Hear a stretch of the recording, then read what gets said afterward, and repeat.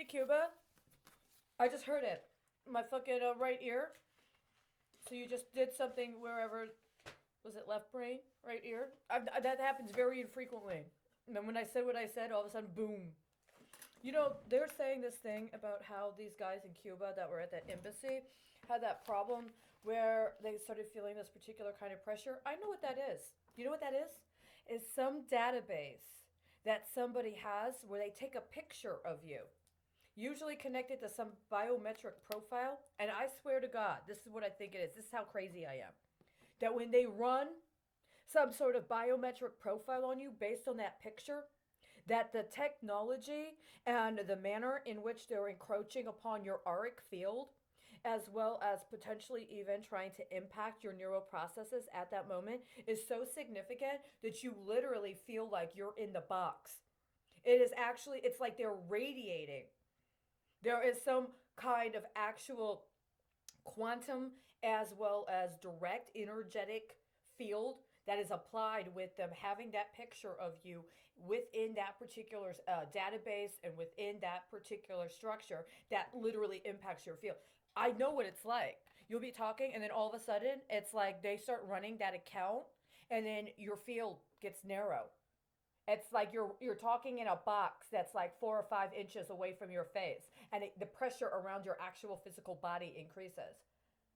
And it's like while they're running that account, that's what's happened. You're in like this like electromagnetic field where they've condensed everything. And then they've got something else going, some other account or some other routines going. It happens to me all the time. I think it's, if you're going to say that all of the staff and their spouses are impacted, I mean, I don't know what to say. Is this like the modern, like, PSYOP Cuban Missile Crisis crap? Is it their way of trying to get you to come out that somehow you're a part of that missile defense paradigm? Huh? Were they financializing you like those guys at Gitmo? See, I have this theory. I have this theory that what they're doing at Gitmo is so substantial and so intense that these lawyers that have gone to Gitmo and have hooked up all of these agreements on the detainees, that it's so fucking intense that it pretty much impacts the entire ether of the surrounding area. That people all over Havana, maybe all over Cuba, maybe in other parts of the Caribbean, are on some level or another consciously aware of all of the incredibly horrible things they're actually doing at Guantanamo Bay to those people in Gitmo. And if you work at the embassy, well, I mean, somebody might be angry at you and might project onto you. Or you just might be in a situation where they gave you some bullshit non disclosure gag order and you're trying to figure out a way to get people to pay attention to the fact that, what they're doing is unacceptable. It's like that guy. Remember that guy in Honduras during the coup in 2009? That the guy in the embassy in Tegucigalpa is saying, this is a coup, and you need to acknowledge this is happening right now. What happened? Oh, you know what? We need to sit on it for a while. I'm not sure it's a coup. It might be something else. The guys in Honduras are like, no, it's a coup. It's happening right now. Wait a sec. Let me get back to you on that. How long does it take to get back to those people in Cuba? Oh, long enough for you to get a major, major, major medical diversion. Let me ask you, are you going to do anything on that Cuba investigation? You know how it's impacting their neural pathways. Are you going to do anything on that in connection with that CDC study on the guns? Because I bet you there's a direct correlation, isn't there? It's another one of those Holder cases. It's another one of those things that somebody should actually have indicted the so called attorney general who was literally trafficking people as part of this narco cartelization of the government. But instead, you're going to talk about replacing Cadillacs.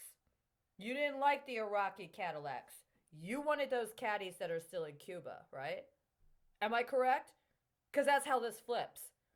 You got Cuban Cadillacs. Because in Cuba, they didn't get nothing, so they had to work with what they got. And fortunately, they got the top of the line at the time it was available, so it held up, right? That's what you fucking did. What about those guys at Gitmo? Huh? How many, let me ask you a question. How many accounts through Harvard or Harvard alumni are run on or through guys at Gitmo? I'm going, wow, so you didn't like the other investigation? Oh, I heard you this morning. Your investigation is done. Why? Because that's the one I'm supposed to focus on next. How many alumni at Harvard? Let me ask you a question.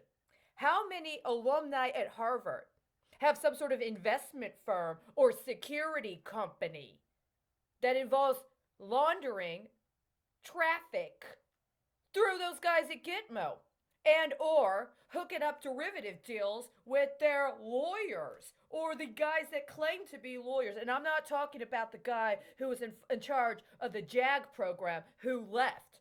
Remember that guy? The guy who was in charge of the Judge Advocate General's program. And who replaced him?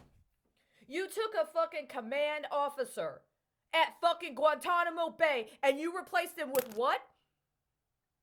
I'm sorry. Is she any more qualified than I am? Was she any more qualified than I am? Or did she just sleep with the right person when she was in college? So now she's qualified for those Gitmo accounts.